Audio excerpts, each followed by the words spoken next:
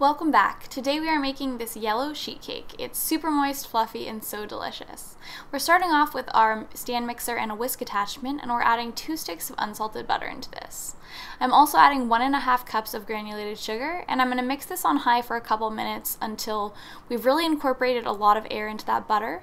It's actually going to change color, so right now you can see the mixture is kind of yellow, and now it's become whiter. And that's just because of all the air that's been incorporated into the butter. At this point, I like to scrape around the sides of the bowl because a lot of times I find a little bit of butter gets stuck there and doesn't get mixed together properly. I give the mixture one more quick mix on a high speed, and then it's time to add in our eggs.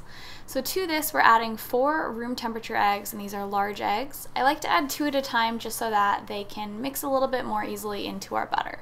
The mixture might look a little bit broken once all the eggs are in there, but don't worry, it's going to come together once we add our dry ingredients. So in a separate bowl, I'm adding 3 cups of cake flour, 1 tablespoon of baking powder, and then 1 teaspoon of salt. I'm going to whisk this together until I feel like the salt and the baking powder are pretty evenly distributed throughout our flour.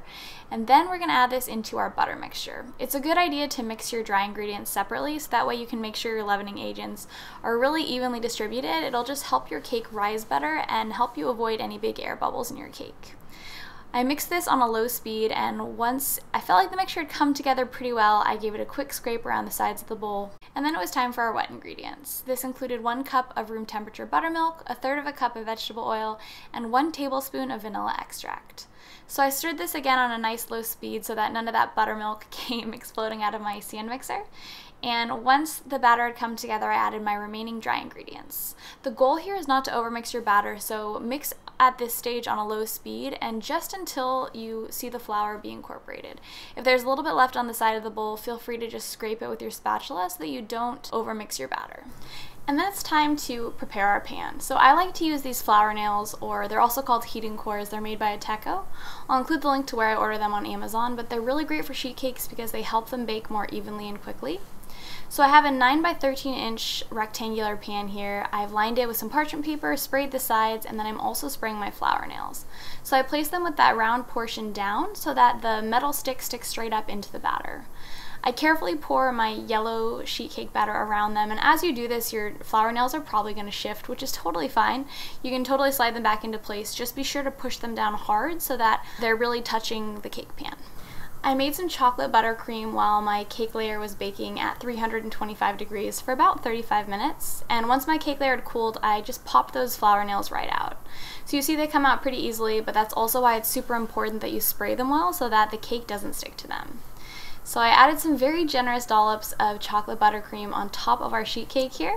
And I really like to add a lot because this is the only frosting on the cake. You know, it's not like a layer cake where you have a little bit of cake and a little bit of frosting in every bite.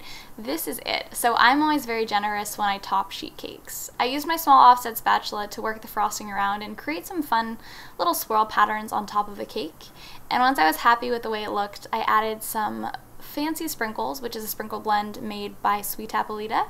I think I always say that wrong, Sweet Apolita, around the perimeter, just being sure that I tried to keep the sprinkles more on the cake than falling off. Once I had done that, I added a little bit more for good measure, and then I also had some of these colorful chocolate candies that I added too. And then it was finally time for my favorite part, the taste test. So I actually used a ruler to help me cut equal portions of this cake, and even with that I still think some of my lines were a little bit off, but a ruler is definitely a good idea if you want to make sure that you get pretty even slices. I also recommend using a sharp knife and cutting very carefully so that way you don't tear your cake, because this cake is super fluffy and moist and it's very soft. As you guys can see, we've got a relatively even-sized slice there, and this cake really is so delicate and so fluffy. I can't recommend it enough. Thank you guys so much for watching this video. I hope you enjoyed it. If you want to try this recipe, it's up on Chelsweets.com, and I'll also include the link in the description below.